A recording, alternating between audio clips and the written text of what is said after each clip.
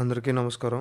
'కూలీ' cinema అనాలిసిస్‌కొచ్చేస్తే positives, negatives 2 మాట్లాడుకుందాం. First half గురించి, సెకండ్ హాఫ్ గురించి, మన నాగార్జున సార్ నెగెటివ్ రోల్ గురించి, అలాగే ఉపేంద్ర సార్ మరి అమీర్ ఖాన్ గారి క్యామియోస్ గురించి, దాని గురించి చెప్పేసుకుందాం. ఫస్ట్ ఆఫ్ ఆల్ ఇది లియో ఉన్నంత వరస్ట్‌గా అయితే అనిపించలేదు భయ్యా నాకైతే అక్కడ. లియో అయితే మరీ సాగదీసేశారు కానీ ఇదైతే బాగానే ఉంది. పర్లేదు అనిపించింది నాకైతే. ఫస్ట్ హాఫ్ చాలా బాగుంది. అఫ్ కోర్స్ స్క్రిప్ట్ లెవెల్లో దీనికి చాలా లూప్ హోల్స్ ఉన్నాయి కానీ ఆడియన్స్ చూసేటప్పుడు ఏంట్రా ఇది మరి ఇంత కామెడీగా తీసాడు, ఇది ఇలా చేయొచ్చు కదా, అది అలా చేయొచ్చు కదా అనే థాట్ వచ్చేసి ఈజీగానే. అది పక్కన పెడితే ఫస్ట్ హాఫ్ తలైవర్ ఫ్యాన్స్ కానీ అందరికీ కావాల్సినంత స్టఫ్ ఫస్ట్ హాఫ్ లోనే పెట్టేశారు. హైప్ కానీ, యాక్టింగ్ కానీ, బీజిఎం కానీ ఇచ్చి పడేసాడు భయ్యా బీజిఎం అనిరుద్ధ్ అయితే. Anirudh did a fantastic work on his BGM for this film. Of course ప్రతి సినిమాకి అలాగే తీస్తాడు అనిరుద్ధ్, కానీ ఈ సినిమాకి అయితే చాలా బాగుంది. పాత రజనీకాంత్ గారి సినిమాల్లో ఎలాంటి టెంప్లెట్ ఉంటుందో అదే టెంప్లెట్ ఉంటుంది. ఇంకా పాజిటివ్స్ విషయానికి, నెగిటివ్స్ విషయానికి వచ్చేస్తే పాజిటివ్స్ వచ్చేసి ఈ సినిమాలో BGM, Nagarjuna sir negative role పర్లా బాగానే అనిపించింది నాకైతే. అంటే లాస్ట్కి కొంచెం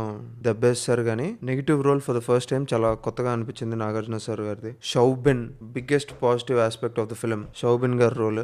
ఆయన వచ్చిన ప్రతిసారి స్క్రీన్ మీద నచ్చింది చాలా. ఫ్యాన్ మూమెంట్స్ అయితే అన్ని చాలా బాగున్నాయి. కావాల్సిన ఫ్యాన్ మూమెంట్స్, కావాల్సినంత స్టఫ్ ఇచ్చారు. ఫస్ట్ హాఫ్ లోనే పెట్టారు మళ్ళీ, అది కూడా చాలా. సెకండ్ హాఫ్కి వచ్చేసరికి అదే ఫ్యాన్ మూమెంట్స్ కొంచెం లాగ్ అనిపించింది, కొంచెం బోరింగ్ అనిపించింది. అదే ఇదే మళ్ళీ ఏంట్రా అనే ఫీల్ వచ్చింది. నెగిటివ్స్ విషయానికి వచ్చేస్తే ఒక సాంగ్ యాజ్ అన్ ఆడియో ఎంత బాగా హిట్ అయినా సరే దాని ప్లేస్మెంట్ చాలా ఇంపార్టెంట్ అని ఈ సాంగ్ ప్రూవ్ చేసింది మనకి. రిలీజ్ అయినప్పుడు సాంగ్ చాలా హైప్ ఉండేది, థియేటర్ లో కూడా చాలా హైప్ వచ్చింది ఈ సాంగ్ కి. కానీ ఆ సాంగ్ పెట్టిన ప్లేస్మెంట్ అబ్బో, అసలు ఆ సాంగ్ అక్కడ ఎందుకు వచ్చిందో కూడా తెలియదు, ఆ మూమెంట్ లో ఎందుకు అలా డాన్స్ చేస్తారో కూడా తెలియదు, ఎవరికి అర్థం కాలేదు. ఇంటెలిజెన్స్ నీ తెలివితేటలని డస్ట్బిన్ లో పడేసేయాలి ఈ సినిమాకి. అన్ని లూప్ హోల్స్ ఉన్నాయి స్క్రిప్ట్ లెవెల్లోనే. మరి ఆ స్క్రిప్ట్ లెవెల్లో అది ఎంత సర్దుకుపోతాయి అనుకున్నాడా లేదా ఏంటి అనేది చాలా లూప్ హోల్స్ ఉన్నాయి. ఈ అమ్మాయిని ఆల్రెడీ ఈ సీన్ లో చూసినప్పుడు మళ్ళీ ఈ అమ్మాయి నెగిటివ్ రోల్ అని ఎందుకు కనిపెట్టలేకపోయారు శృతి హాసన్ గారు అనే థాట్ వచ్చింది. శృతి హాసన్ గారి క్యారెక్టర్ చాలా అంటే చాలా డమ్ గా రాసుకున్నారు. శృతి హాసన్ గారు వెళ్తారు పక్క క్యారెక్టర్లని ఏదో ఒకటి చేస్తా ఉంటే శృతి హాసన్ గారు వెళ్తా ఉంటారు. దాని తర్వాత నాగార్జున గారికి అన్ని వేల కోట్ల ఆస్తి అదంతా ఉన్నప్పుడు for a very small and petty thing he'll come back for Rajinikanth sir. Power ఉన్నతను అంత చిన్నదాని గురించి పట్టించుకోడు. అదే ఒక బిగ్గెస్ట్ లూప్ హోల్. స్టార్టింగ్ లోనే అది అనిపించింది, ఏంటి దీనికోసం నాగార్జున గారు ఇంత ఫెరోషియస్ గా రజనీకాంత్ గారిని పట్టుకురమ్మంది.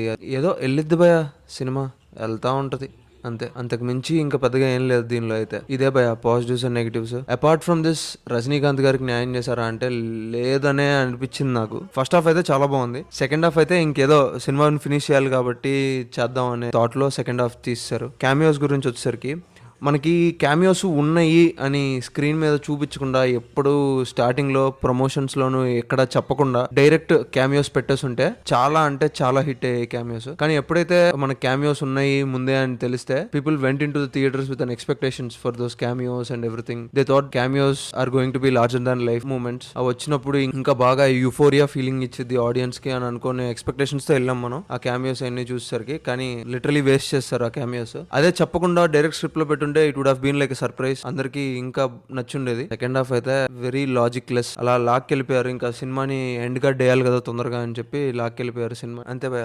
క్యామియోస్ గురించి అయితే పెద్దగా ఏం లేదు సినిమాలో. థియేటర్ లో రాసుకొని వచ్చా, చీటీ రాసుకొచ్చా, 1-2 మర్చిపోతానని. ఇది కూడా పెడతాను మీకు ఫోటో. ఏం బాగున్నాయి ఏం బాగాలేదు అని రాసుకొచ్చా. మొన్న వార్ 2కి పెట్టినంత డీటెయిల్స్ కూడా దీనిలో ఏం రాసుకోలేదు నేను. అలా వార్ 2 అయితే ఇంకా ఇంకొంచెం డీటెయిల్డ్ గా, అది చూడకపోతే అది కూడా చూసేయండి వెళ్ళి. అదే ఫస్ట్ వీడియో. అండ్ 2 సబ్స్క్రైబర్లు వచ్చారు. నాకు తెలుసా వాళ్ళిద్దరు నా ఫ్రెండ్సే, కానీ ఫైనల్లీ 2 సబ్స్క్రైబర్స్ వచ్చారు. ఖుషి అంతే భయ. ఈ సినిమా నేను తమిళ్లోనే చూసాను. ఏ సినిమా లాంగ్వేజ్ ఆ ఒరిజినల్ లాంగ్వేజ్ లోనే చూడాలి, అదే బాగుంటది. అది భయ కూలీ గురించి. థ్యాంక్ యూ, నమస్తే, జై హింద్.